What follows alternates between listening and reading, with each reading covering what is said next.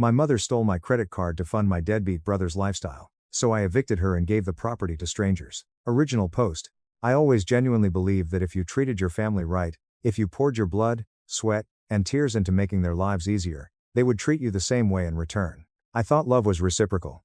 It turns out, to my mother and my younger brother, I was nothing more than a walking, breathing wallet with a pulse and a conveniently high credit limit. My mother, Brenda, raised us alone after my dad dipped out and vanished into the wind when I was 9 years old.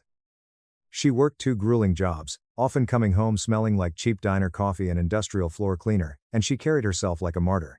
I will be the first to admit that she was tough, and I deeply admired her relentless strength when I was growing up. The older I got, the more an intense, burning desire to repay her consumed me. So, I put my head down. I worked obsessively hard, stayed out of trouble, got a highly specialized degree in software engineering, built my own freelance tech consulting business from the ground up, and eventually scaled it into a massive enterprise that paid extraordinarily well. By the time I was 28, I was consistently making mid-6 figures. By 32, I had my own incorporated company with 5 full-time employees and a seemingly endless pipeline of lucrative corporate clients. I was living incredibly comfortably, and I didn't hesitate for a single second when I finally had the financial liquidity to give back to the woman who raised me. The very first major financial move I made was buying her a house. It wasn't an absurdly fancy mansion, but it was a beautiful, newly renovated 3-bedroom, 2-bathroom craftsman-style home in a quiet, tree-lined suburb of Portland, Oregon. It had a massive, fenced-in backyard for her golden retriever, Buster, and a wraparound porch she had always dreamed of. I paid for the entire property in cash, exactly $315,000. No mortgage, no hidden debt, no strings attached.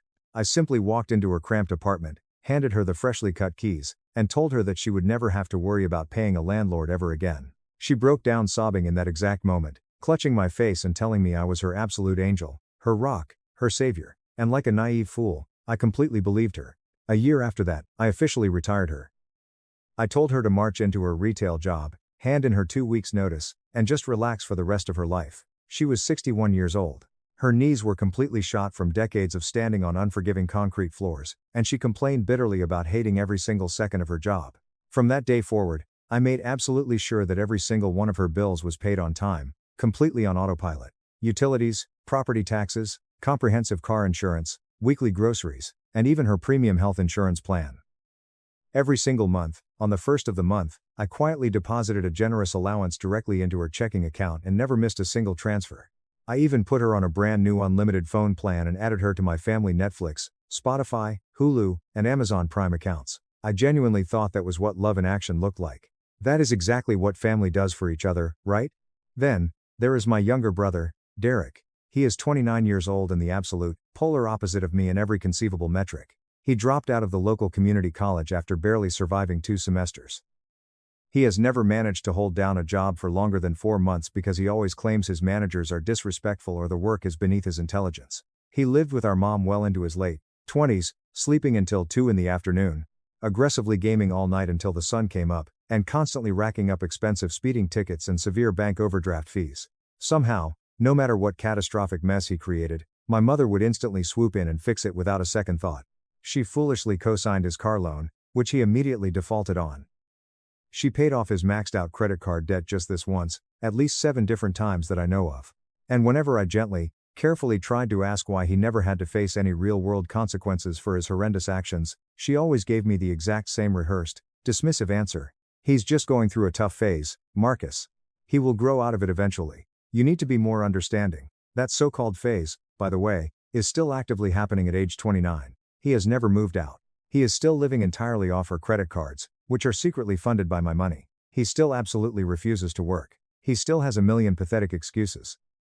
But mom viciously insists that he is just finding his true path and that I should immediately stop comparing him to myself.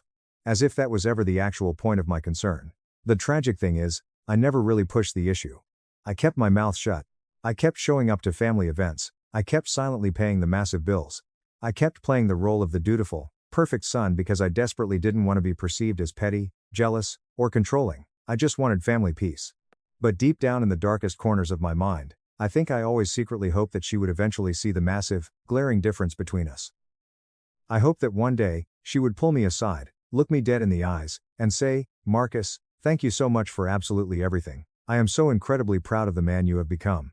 That day never arrived. Instead, a few weeks ago, we had a massive family cookout at her place to celebrate the start of summer. I had meticulously organized the entire event myself.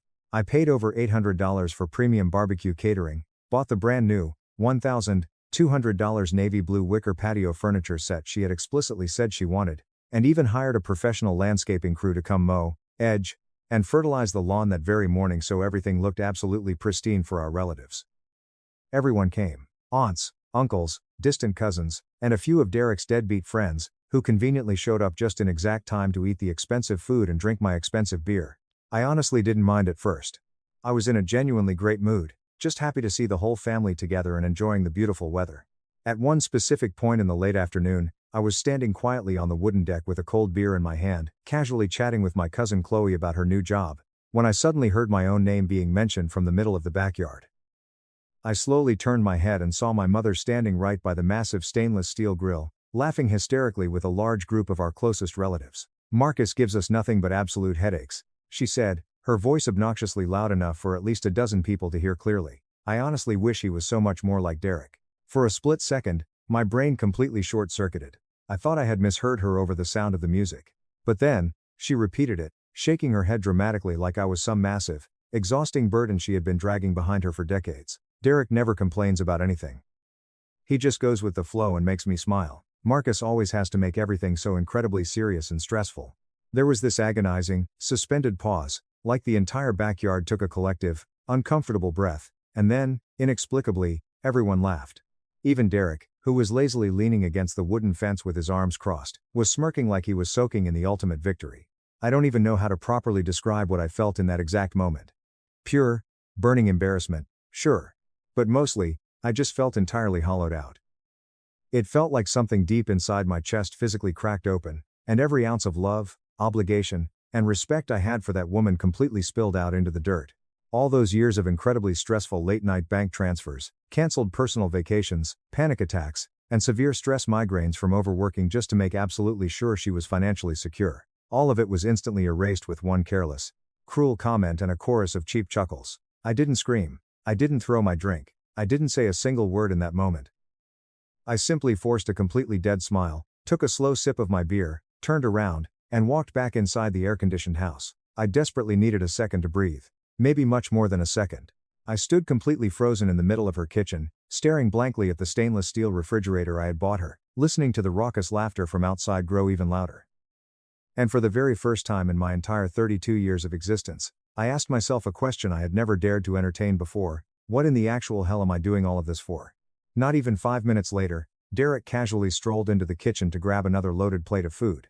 He didn't even bother to look me in the eyes as he aggressively muttered, "Man, you really pissed Mom off last week when you told her not to use your premium credit card for her random Amazon purchases. Maybe you should just stop being so cheap and let her buy what she wants. You have the money." That was the exact moment I knew it wasn't a simple misunderstanding. It wasn't a bad joke. That massive crack in my chest split entirely wide open, severing whatever invisible cord had been tying me to them. And that was the precise moment, standing on the pristine hardwood floors I had paid for, that something fundamental inside my brain permanently shifted. I didn't yell at Derek. I didn't storm out in a dramatic rage. I didn't shed a single tear. But in that instant, I made a silent, unbreakable vow. I was completely, utterly done. And if my own mother truly thought I gave her nothing but headaches, well, I was about to meticulously show her what it really looked like when I stopped giving her absolutely anything at all. Update 1. Let's just say the ensuing fallout was significantly louder and more chaotic than I ever could have expected, and it eventually ended with blinding blue police lights flashing furiously in her driveway. But I am getting slightly ahead of myself. I didn't leave the cookout right away that day. I probably should have. I should have packed up my shattered pride, driven home, and let my sudden absence speak louder than any words. But I didn't. I stood in that kitchen for what felt like an eternity, staring blankly out the window over the sink, watching my mother happily toss paper plates into a massive trash bag while laughing with Derek like nothing had happened. Like I wasn't even a human being with feelings. I kept hearing her cruel words playing on an infinite, torturous loop in my mind. "You give us nothing but headaches. I wish you were more like your brother." Each time those toxic words echoed in my head, they took on a darker, heavier shape. At first, my desperate brain tried to rationalize it. I thought maybe she was just trying to impress the relatives, exaggerating her struggles like she sometimes did for attention. But no matter how hard I tried to mentally reframe the situation, it kept boiling down to the exact same ugly, unavoidable truth. She meant every single syllable. That wasn't a one-off, drunken comment. That was her core belief. After a few agonizing minutes, my cousin Chloe walked into the kitchen, deep concern etched all over her face. "Marcus, are you okay?" Then, she asked very quietly, glancing nervously toward the backyard. "I really don't think Aunt Brenda meant it like that. You know how she gets when she has an audience." I forced a completely dead, robotic smile. "Yeah, Chloe, I'm totally fine. But I wasn't even in the same universe as fine. I stayed until the bitter end of the incredibly long party. I silently helped clean up the massive mess, took down the heavy folding tables, bagged all the dripping trash, and even meticulously loaded the leftover catering into Tupperware containers like a good, obedient little helper. I didn't say a single word about what had happened. Not to my mother, not to Derek, not to anyone, because at that specific point, I wasn't feeling hot, fiery anger. I was completely stunned. Stunned at how effortlessly years of massive financial and emotional sacrifice could be casually erased with one sentence. Stunned that absolutely no one, not even the relatives who knew exactly who funded this entire lifestyle, had stepped in to say, "Hey, Brenda, that's really not fair." I realized in that profound moment that no one ever would defend me. 3 agonizing days passed in total silence. I didn't call her. I didn't send a text. And most importantly, I absolutely did not send her the usual, massive money transfer on the first of the month. I logically figured she would eventually reach out, genuinely ask if something was wrong, maybe even offer a half-hearted apology for embarrassing me. But no. On the morning of the 4th day, she finally messaged me a single, incredibly entitled line. "Did the bank mess up the deposit? No. Hi Marcus. No. Hope you're having a good week. Just a cold, calculated expectation." That is exactly what I was reduced to in her eyes. A standing financial order. A human auto-pay system. And when the free money didn't magically arrive on its strict schedule, she acted like it was a technical glitch, like I was a malfunctioning ATM. I stared at that glowing message on my phone screen for a very long time before finally responding. I typed out a dozen different drafts, each one more venomous and bitter than the last. In the end, I deleted them all, and just wrote, "No deposit this month.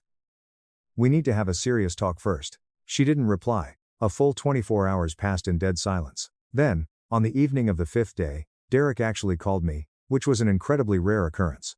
I almost let it go straight to voicemail, but morbid curiosity got the absolute better of me. "What is your actual deal, man?" he aggressively demanded, his voice already dripping with unearned defensiveness. "Mom has been freaking out all day because you're randomly punishing her or something. You can't just pull stuff like this out of nowhere. She has bills." "I'm not punishing anyone, Derek," I said, my voice shockingly calm and steady. "I just want a conversation. A real, honest one." Derek loudly scoffed into the receiver. "You are severely overreacting." She was obviously joking at the party. Everyone laughed. "It wasn't that deep, bro." It was deep enough for her to say it twice. I completely deadpanned. In front of our entire extended family. "God, you're being so incredibly sensitive," he groaned. That specific word times sensitive times violently hit a raw nerve. It always did. It is the exact, manipulative word toxic people use when they desperately want to completely dismiss your valid pain without taking even an ounce of personal responsibility for inflicting it. And Derek knew exactly what he was doing. "You know what, Derek?" I said very slowly, enunciating every single word. "Tell Mom I am more than happy to talk whenever she is finally ready to be honest about how she views me. Until then, I am officially stepping back." And before he could stutter a reply, I hung up the phone. That was the very first real boundary I had ever successfully drawn with them in my entire life. And honestly, it felt incredibly unfamiliar. It wasn't empowering yet. It didn't feel like a massive victory. It just felt entirely foreign, like wearing a heavy jacket that belonged to someone else. I wasn't used to saying no. I was deeply conditioned to fixing things, to throwing money at problems, to frantically smoothing over any family tension. But something fundamental inside my soul had permanently changed, something I couldn't unfeel. A full week passed, then 2 weeks. Still absolutely nothing. No phone calls, no text messages, no apology, just stubborn, arrogant silence. Then, seemingly out of nowhere, my mother's premium auto insurance company called my personal cell phone. The polite representative informed me that the automatic monthly payment of $215 had been declined. Apparently, she had given them my secondary credit card number years ago, and I had simply never bothered to take it off file. It had been so incredibly long, I completely forgot it was even linked to her account. That is exactly how many random things I had been blindly covering for her. The rep politely asked if I wanted to update the card information. "No," I said firmly. "I want you to completely remove that card from the file permanently. Do not charge it again." The very next afternoon, I received a genuinely furious voicemail from my mother. It wasn't filled with motherly concern. It wasn't filled with regret for her actions. It was pure, Unadulterated fury. I just got a terrifying notice in the mail saying my car insurance got completely cancelled. What in the hell are you doing, Marcus? Are you actively trying to ruin my life? After absolutely everything I have sacrificed and done for you, I cannot believe you are doing this. You are acting like a petulant child. Call me back immediately and fix this. That voicemail was the exact moment the final switch in my brain permanently flipped from profound sadness to cold, calculating anger. I played her hysterical message back 3 separate times just to make absolutely sure I wasn't imagining things. There was absolutely no mention of the party, no mention of the cruel things she had said. Just massive, unchecked outrage that the luxurious perks of having a rich son were rapidly disappearing, that her free ride finally hit a massive bump in the road.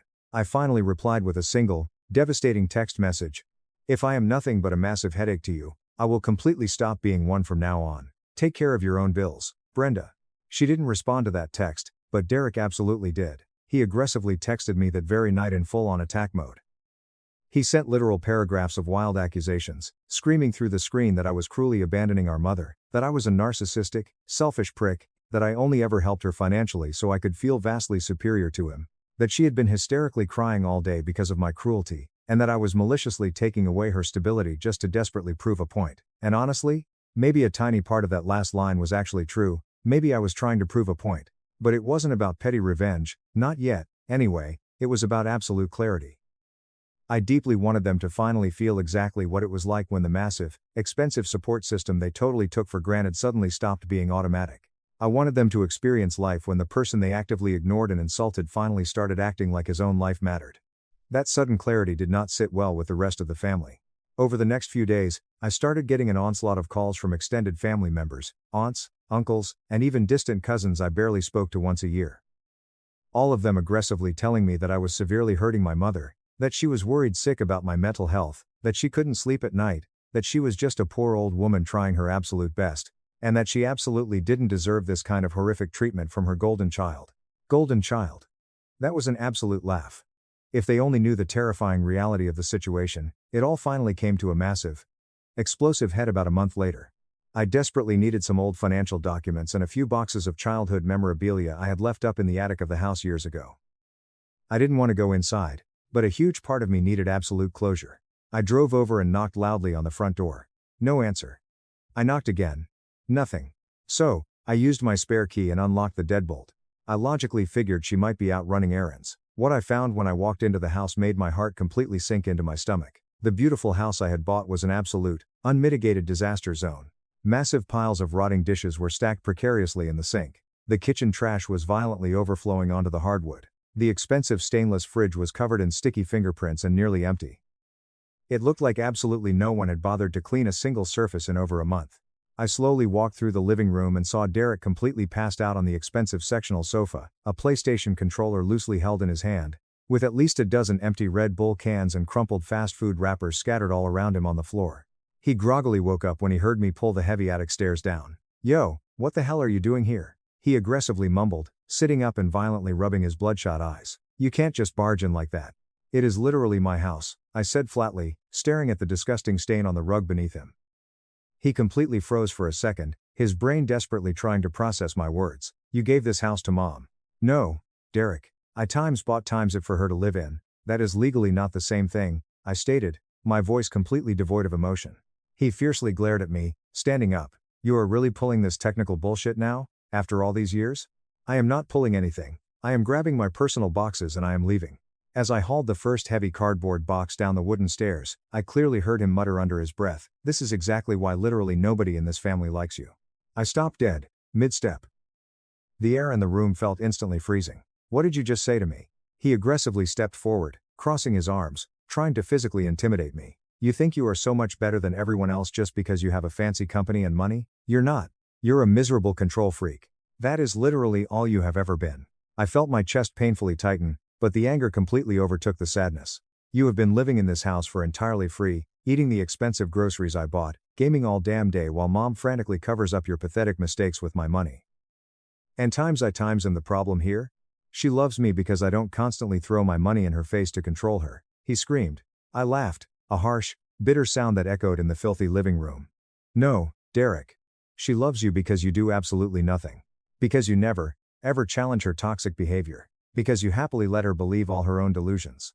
He stepped dangerously close, his face rapidly flushing dark red. Get the fuck out. I didn't move an inch. I stared directly into his soul. Tell her I came for my stuff. Tell her I am completely done being her financial safety net. She is entirely on her own now. He violently shoved past me and aggressively slammed the heavy front door behind me as I walked out onto the porch. I didn't look back as I loaded my boxes into my car. But exactly 2 days later, something horrific happened that permanently changed the entire trajectory of this situation. I received a massive, flashing fraud alert on one of my oldest, highest limit credit cards. There were over $850 in unauthorized Amazon purchases that I absolutely did not make. When I frantically logged into the portal and checked the exact shipping address for the fraudulent orders, my blood ran completely cold. It was her address, not Derek's. Not some random Russian hacker. My own mother had intentionally stolen my credit card information. Even after the massive fight, after the cruel messages, after the boundary I drew, after the complete silence, she had maliciously dug up an old, forgotten card number one I hadn't actively used in over 3 years and illegally used it to buy luxury items without asking. That was when the ultimate, soul-crushing betrayal truly hit home. This wasn't just familial disrespect anymore. This wasn't just a toxic dynamic, this was literal, premeditated theft, and it came directly from the one person I had nearly destroyed my own mental health to support. The one person I naively thought I could implicitly trust. The one person who had the absolute audacity to publicly declare that I gave her nothing but headaches. That was the exact moment the dark, calculating gears started rapidly turning in my head. Because if she wanted to act like none of my massive sacrifices mattered, then I was going to meticulously show her exactly how much they did. And I was going to start by legally taking back absolutely everything I had ever given her. But I genuinely had no idea just how insanely far she and Derek would go to try and stop me. Not yet. Not until the frantic screaming started and the neighbors called the police. It is incredibly strange how deep betrayal doesn't always hit you instantly like a physical punch to the jaw. Sometimes, it settles in incredibly slow, like a thick, toxic fog filling a sealed room until you literally cannot see what is right in front of you anymore. That is exactly how it felt. Standing entirely alone in my quiet, dark apartment with the glaring red fraud alert still blinking aggressively on my phone screen, staring intently at the shipping address. My mother's legal name. My mother's street. My mother's house. The exact house that I bought. The house that I paid for in cash. She didn't even make a pathetic attempt to hide her crime. No apology, no warning, just a quiet, malicious little heist right out of my digital wallet. And here is the psychological part that truly broke me. She absolutely must have known I would eventually find out. Credit cards get flagged by algorithms, monthly statements get reviewed by accountants, shipping addresses get easily traced. There is absolutely no logical way she thought she would get away with stealing $850 forever. But that wasn't the actual point of her actions. The point was that she fundamentally did not care. She felt so incredibly entitled to my wealth that she believed she could just take it, and I would eventually roll over and accept it like I always did. That was the absolute turning point. That was the moment I completely hit rock bottom. Because no matter how much I had desperately convinced myself over the last decade that my intense sacrifices were worth it, they weren't. Not to her. Not to Derek. Probably not to half the extended family who still blindly thought I was acting out because I finally dared to draw a single boundary. I immediately called the bank, permanently canceled the compromised card, reported the unauthorized charges as explicit fraud, and filed an official claim. The bank easily refunded the money after a brief investigation, but something deep inside my soul stayed permanently broken. The next few weeks were absolute hell. I will be completely honest about that. I stopped sleeping more than 2 hours a night. I stopped eating anything other than dry cereal. My normally pristine work slipped drastically. I started missing crucial client deadlines, something I had literally never done in my entire career. My incredible employees covered for me the absolute best they could, but I could easily tell they were deeply confused and concerned. I wasn't mentally present. Not in Zoom meetings, not in emails, not even in my own head. I would sit frozen at my expensive mahogany desk and just stare blankly at the wall. Not at anything in particular, just desperately trying to understand how things got this incredibly bad. Because it wasn't just about the stolen money, or the canceled card, or even the humiliating barbecue. It was about feeling completely invisible as a human being. I had spent so much of my adult life desperately trying to earn my mother's love that I didn't realize how entirely transactional it had become. And when the financial transaction stopped, so did the illusion of her love.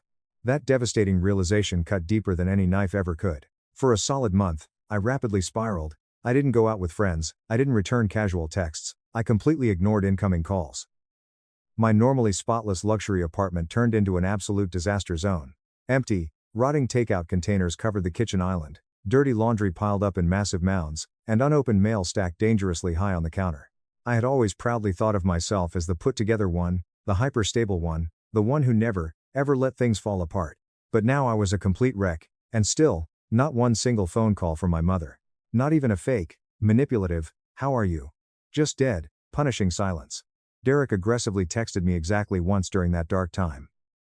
Just one incredibly cruel sentence, "You happy now, psycho?" I immediately blocked his phone number without replying. Eventually, my brilliant executive assistant, Sarah, pulled me aside during a private Zoom meeting. "Marcus," she said incredibly gently, her brow furrowed in deep concern, "do you want me to completely reschedule this week's client pitches?" I blinked at the screen, confused. "What? No. Why? Marcus, you haven't sent over the final code edits for the massive Montgomery software pitch, and you completely missed the vital strategy call yesterday afternoon." I frantically looked at the digital calendar. She was absolutely right. I hadn't even noticed what day it was. Sarah hesitated for a moment, then softly added, "You absolutely do not have to tell me what is going on in your personal life, but if you need time off, please take it. The team will manage everything. We've got your back." That simple, genuine kindness from an employee almost completely broke me. After the call ended, I slowly shut my laptop and sat in the deafening silence of my apartment. Then, I finally forced myself to stand up, grabbed a massive trash bag, and started meticulously cleaning.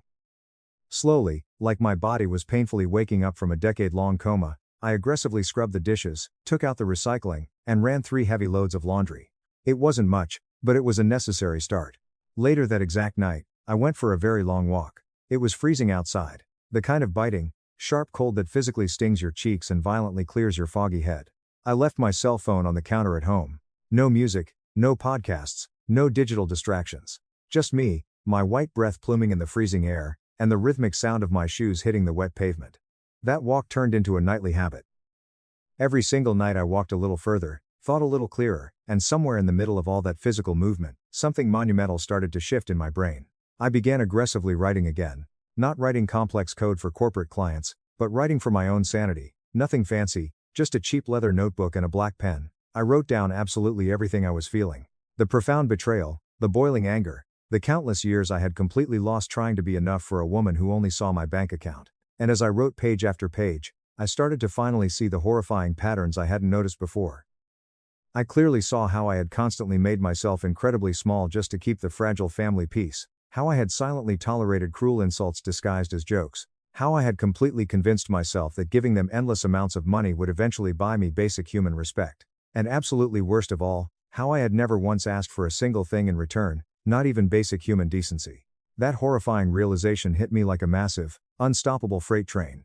I wasn't just a victim, I was heavily complicit. I had actively allowed it to happen. I had financially trained them to treat me this exact way. But now I was completely, unapologetically done. The rise from the ashes didn't happen perfectly overnight. It never does. But it absolutely did happen. The very first real, tangible step came when I officially decided to separate myself entirely emotionally, financially, and legally from my toxic mother. I scheduled a high-priority meeting with a ruthless lawyer named Mr. Sterling, a man who highly specialized in complex property law and vicious family disputes. I sat in his intimidating, glass-walled office and laid absolutely everything out on the massive conference table: the initial purchase of the house, the countless utility bills, the fraudulent credit card charges, the verbal abuse. He listened completely quietly, taking meticulous notes, then firmly said, "Marcus, you have significantly more absolute control over this situation than you think." I quickly learned that while I had verbally gifted the house to her in practice, the official legal deed was still 100% strictly under my name. I had never officially transferred the ownership. Part of me had always intended to, but some deep, hidden instinct had always held me back. Call it a gut feeling. Mr. Sterling raised a gray eyebrow. "That is incredibly good news for you, because if you want to officially remove someone from the premises, you absolutely can. You are the sole legal owner. They are legally classified as tenants at will or licensees depending on how we frame it. We can legally evict them." That specific sentence sparked a massive fire inside me. I didn't move on the eviction right away, but the legal seed was firmly planted. In the meantime, I fiercely focused on rapidly rebuilding my tech business, aggressively reconnecting with old clients, delegating tasks much better, and creating rigid professional structure. Sarah was an absolute godsend. She handled more corporate chaos than I ever realized. With her incredible help, I completely restructured our client contracts, significantly raised our hourly rates, and brought on 3 new senior freelancers to drastically lighten the workload. The money started heavily flowing again. Not just flowing, but aggressively growing. And for the very first time in my adult life, I actively started spending that money on myself. I booked an expensive, luxurious weekend trip to the snowy mountains, stayed in a gorgeous, isolated cabin with absolutely no Wi-Fi, just thick books, premium coffee, and a roaring fireplace. I didn't tell a single soul where I was going. I just went, and it felt exactly like finally exhaling after 32 years of holding my breath. Back home in the city, I finally started intense therapy. I found a brilliant psychologist named Dr. Vance, a man with the kind of incredibly calming voice that could easily talk you off a skyscraper ledge without ever raising a decibel. He systematically helped me unpack the massive emotional knots I had tightly tied myself into. The crushing guilt, the pathetic people-pleasing, the terrifying fear of being totally unloved if I ever dared to say the word no. One specific day, during an intense session, Dr. Vance looked at me and asked, "Marcus, what do you genuinely think real love looks like?" I didn't know how to properly answer. So, he gently asked again, what would it actually look like if it wasn't a strict financial transaction? I sat in heavy silence for a very long time, staring at the clock on his wall. Eventually, I quietly said, "Safe. I think it would feel completely safe." That profound answer stayed permanently with me, and it made me clearly realize that what I had been desperately chasing with my mother and Derek wasn't love at all. It was cheap validation. And that is absolutely not the same thing. So, I completely stopped chasing.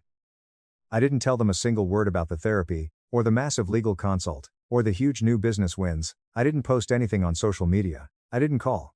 I didn't try to rub my success in their faces because this new, peaceful part of my life was entirely mine. And for once, it didn't revolve around desperately trying to win anyone over.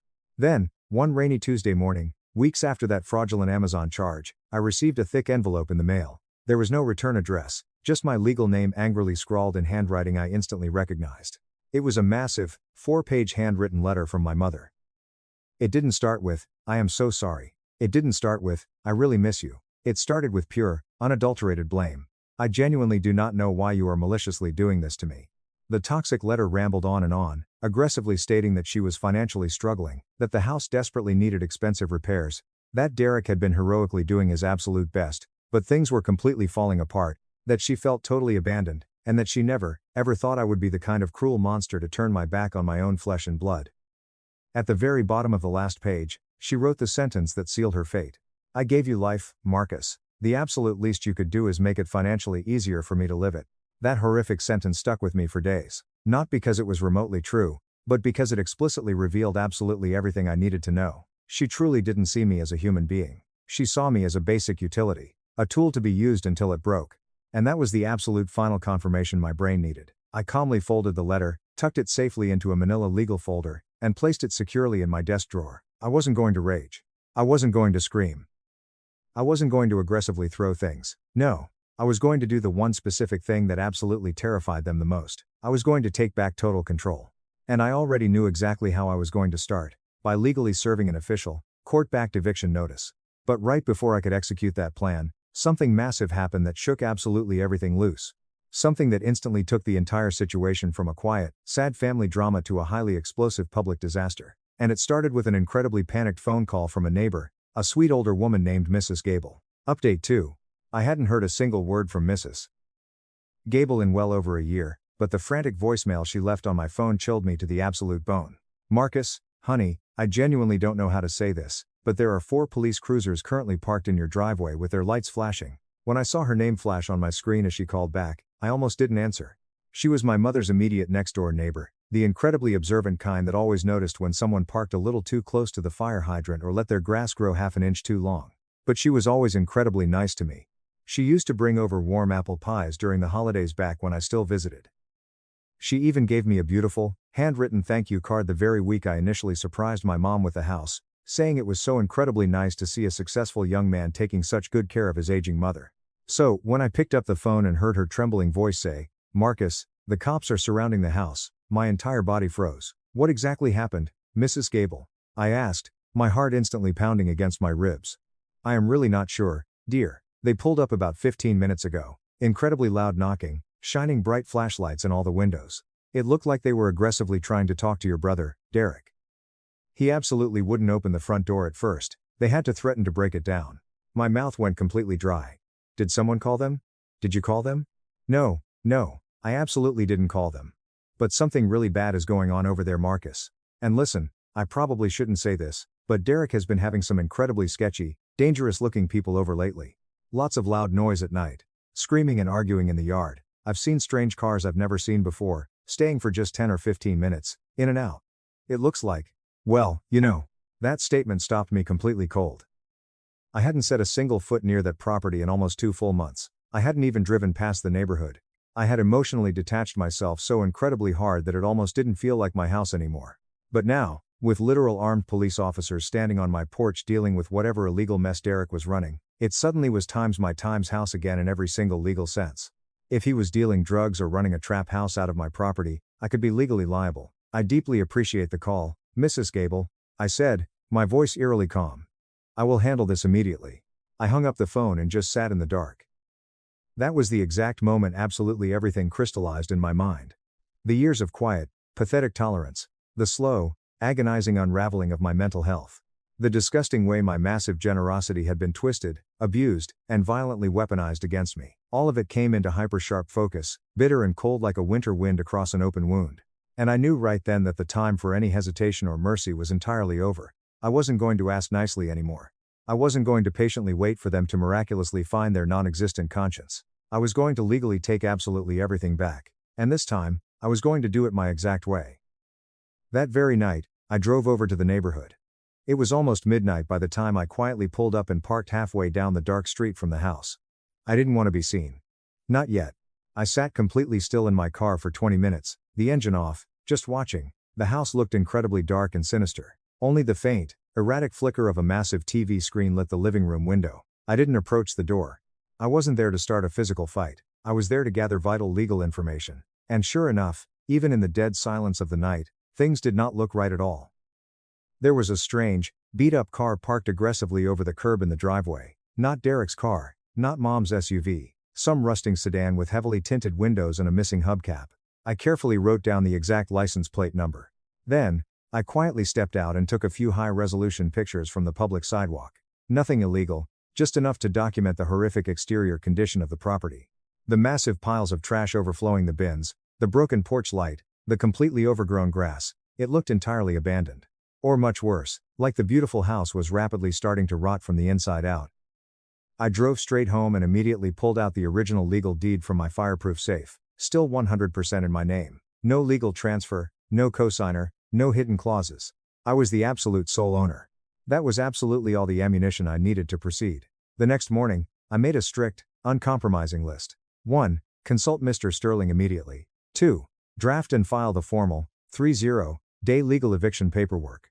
3. Notify the utility companies and schedule the cancellation of all remaining non-essential accounts in my name, cable, ultra-fast internet, premium streaming. 4. Completely freeze any remaining automatic payments tied to the physical property. 5. Schedule an emergency locksmith and a professional general contractor for a massive full inspection immediately post-eviction. But there was one massive legal loophole I hadn't prepared for. The will. I hadn't thought about my last will and testament in years. But as I pulled up the old legal files from when I first bought the house, I suddenly remembered something Mr. Sterling had casually mentioned back then. If this property stays strictly under your name, it won't pass to your mother automatically unless she is explicitly listed in a will or a trust. Right now, she is a legal guest, nothing more. I hadn't written a formal will. Back then, I was 30, young, and felt invincible. But now? Now I had a massive reason to write one. Because the terrifying thought that my mother or Derek might one day inherit the very house they systematically trashed and abused made my skin physically crawl. So, I called Mr. Sterling again. This wasn't just about basic protection anymore. It was about meticulously setting up the board for absolute checkmate. The legal eviction paperwork was surprisingly straightforward because there had absolutely never been a signed lease or formal rental agreement. Derek and Mom were legally considered tenants at will or long-term guests. And as the sole homeowner, I had the absolute legal right to revoke that license at any time, provided I gave them the state-mandated 30-day notice. Still, Mr. Sterling explicitly warned me, Marcus, this will absolutely not be smooth. They will violently fight this. They might falsely claim you verbally gifted it to them. They might try to legally argue you abandoned the property. But as long as your name is on that original deed, we hold the absolute high ground. Good. I wanted the high ground. Next came the utilities. I couldn't legally shut off the water or electricity while they were occupying it. That's an illegal self-help eviction. But I absolutely could cancel the $150 month high-speed internet, the $100 premium cable package, and the landscaping service. I scheduled all of them to be terminated immediately. Let them sit in the dark ages. Let them feel the floor violently shift beneath them. Then, I contacted the massive bank that still held the homeowner's insurance policy. I informed them of the police presence and told them I was actively evicting the tenants due to severe property misuse. Then, the contractors. I hired an expensive, highly rated team to do a massive full walkthrough and structural inspection the absolute second the eviction cleared, just in case there was massive damage I needed to file a civil lawsuit for. And then, I finally got to work on the trust. I legally named a specific local charity as the absolute sole beneficiary of the property. Should anything tragic happen to me, I set up an ironclad living trust to entirely bypass the probate process, and I specifically had Mr. Sterling add a vicious, unbreakable clause. No blood relative who has previously resided in this physical home shall ever have any legal claim to its contents, its equity, or its future sale proceeds. That felt incredibly good. No, that felt absolutely right. 3 days later, I officially filed the eviction with the county court. The notice had to be legally served in person, so I hired a massive, intimidating process server. And here is exactly where things got incredibly theatrical, because Derek absolutely did not take it well. According to the detailed report from the server, Derek aggressively answered the front door at 2 p.m. in filthy pajama pants and a massive gaming headset. He saw the thick legal envelope, read my name, and violently yelled, "Are you seriously doing this? From Marcus S." The server just calmly said, "I don't ask any questions, sir. I just deliver the legal documents." Then, Derek violently tried to slam the heavy door and physically throw the papers back out onto the lawn, but the server had already legally documented the delivery with a body camera. It was 100% official. The legal clock officially started ticking. They had exactly 30 days. 30 days to voluntarily pack their massive amount of garbage and leave the house, or get physically, forcefully removed by armed law enforcement. The text message came exactly an hour later from my mother. "After absolutely everything I sacrificed and did for you. No explanation, no apology for the massive credit card theft, no mention of the police, just those exact, manipulative words." I didn't reply, but that specific night, I slept significantly better than I had in 6 months. Over the next week, I got absolutely bombarded. Countless blocked phone numbers, hysterical voicemails from unknown callers, aggressive Facebook messages from distant cousins I hadn't heard from in a decade. All of them suddenly very, very interested in how incredibly cruel and heartless I was being to my poor, defenseless, aging mother. I didn't respond to a single one of them. But I meticulously kept records. I saved every screenshot, downloaded every voicemail, documented absolutely everything. Because I wasn't just playing defense anymore, I was actively preparing for the massive storm. And oh, the storm absolutely came. Just not exactly how I logically expected. See, the precise moment Derek and my mother realized I wasn't just bluffing to get an apology, something inside their brains completely snapped. I genuinely don't know if it was massive ego, sheer panic, or pure, unadulterated entitlement, but they didn't even try to fight the legal eviction in court. They tried something else entirely. Something incredibly reckless. It started with a violently broken window. Mrs. Gable called me again, whispering that she saw a massive rock go straight through the expensive living room glass late one night. The local cops came, but there were no arrests made. Then, 2 nights later, she called again. This time, it was significantly louder. Yelling, screaming, multiple sirens. And that was when she dropped the absolute bombshell. "Marcus, they called the police on times you." Apparently, Derek had hysterically told the responding officers that I was actively threatening their lives. He lied and said I had been violently harassing them. He claimed I was financially and emotionally abusing an elderly woman. All absolute, verifiable lies, but incredibly loud ones. The officers obviously didn't arrest me because I wasn't even in the same zip code, but they documented the wild accusations, which meant I had to legally do the exact same. I immediately called Mr. Sterling, filed a massive, evidence-backed counterstatement, submitted my own extensive ring camera evidence showing I hadn't been near the property, and then I made the absolute final call. I scheduled the emergency locksmith. Not for that specific day, but for the exact minute after the 30-day eviction clock officially ran out, the precise day they were legally required to be gone. And if they weren't, well, Mr. Sterling had already filed the aggressive motion for physical removal. I was perfectly happy to let the county sheriffs violently handle it, because I was completely done playing the hero. I was entirely done being the good, compliant son. And if they genuinely thought they could bluff, scream, and lie their way out of this legal reality, they had absolutely no idea who they were dealing with anymore. Because I hadn't just taken back control of the narrative. I had the law, the deed, the keys, and something significantly more dangerous than any of that, a meticulously executed plan. The morning of the final eviction, the weather was a classic Pacific Northwest drizzle. Overcast, gray, and completely miserable. I parked my car across the street, windows rolled up, a hot black coffee in my hand, quietly watching the beautiful house I had once bought as an act of pure love become the tragic stage for a massive reckoning I never thought I would have to deliver. 8:58 a.m. Two massive sheriff's department SUVs rolled up right on exact time. They weren't in a frantic rush. No blaring sirens, just two heavily armed officers in full tactical uniforms, one male, one female. Both looked incredibly calm and unreadable, like they had physically dragged entitled people out of houses 1,000 times before, because they absolutely had. They weren't here to play family therapist or referee an argument. They were here to strictly enforce a court order. I slowly stepped out of my car and followed a safe distance behind as they confidently walked up the cracked driveway. The physical state of the property was horrifying. Massive piles of trash littered the once pristine yard. A huge black garbage bag was violently slumped open near the porch steps, its disgusting contents completely spilling out. Empty family-sized chip bags, hundreds of cigarette butts, and an old, rotting pizza box with massive flies buzzing aggressively around it. The place looked significantly worse than an abandoned frat house. The male deputy stepped onto the porch and knocked incredibly hard on the door. "County Sheriff's Department, open the door immediately." No answer. The house was dead silent. The female deputy looked down at her heavy clipboard, double-checked the exact legal address, and then knocked again, significantly firmer this time. "Open up, or we will breach the door." Still absolutely nothing. Then, just as she reached for her shoulder radio to call it in, the heavy door slowly creaked open, and there stood Derek. He looked absolutely atrocious. Like he hadn't slept in a week. His filthy gray hoodie was completely inside out, his eyes were violently bloodshot, and he smelled like stale weed and panic. He blinked rapidly at the armed officers like his brain couldn't possibly process what was actually happening. Behind him, from deep inside the dark hallway, I could hear my mother's trembling voice echo. "Derek? Who is it? Anyway?" The female deputy immediately raised her authoritative voice. "We are here to strictly enforce a court-ordered legal eviction. You have had exactly 30 days to vacate these premises. That legal deadline has officially passed. You need to gather your immediate belongings and leave the physical property immediately, or you will be arrested for trespassing." Derek's mouth gaped open, but absolutely no words came out. I quietly stepped up onto the porch behind the officers and looked him dead in the eyes. "You have exactly 1 hour, Derek."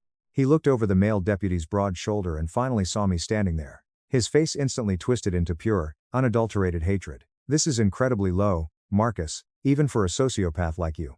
The male deputy immediately stepped forward, cutting off the argument. "Sir, you need to start rapidly gathering your personal belongings right now. You can bring exactly what you can carry in one trip. If you leave anything substantial behind, you will have to legally make arrangements with the property owner to retrieve it later." Derek's jaw violently clenched. "We literally don't have anywhere else to go. You can't do this." I stayed completely, stone-cold silent. Because that was absolutely not my problem anymore. Exactly an hour later, the front lawn looked like a tragic yard sale, gone horribly wrong. 3 massive, overstuffed suitcases. A huge plastic tub full of tangled gaming cords and chargers. 4 black garbage bags aggressively stuffed with dirty clothes.